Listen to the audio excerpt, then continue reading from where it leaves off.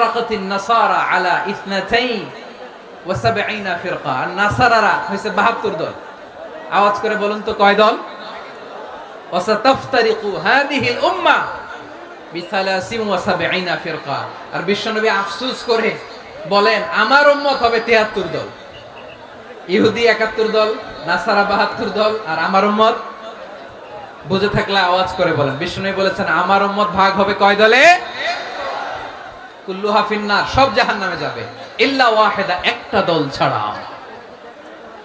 সাহাবারা বললেন মান হিয়া ইয়া রাসূলুল্লাহ, সে নাজাত প্রাপ্ত জান্নাতি দল কোনটা আপনি কি আমাদের বলবেন না? আপনি মেহেরবানি করে একটু বলে দেন তারা কারা। বিশ্বনবী বললেন মা আনা আলাইহি ওয়া আসহাবি, আমি এবং আমার সাহাবারা যেই মতের উপর, যেই পথের উপর আছে, এই মত এবং পথের উপর যারা থাকবে তারাই জান্নাতের দল হয়ে যাবে।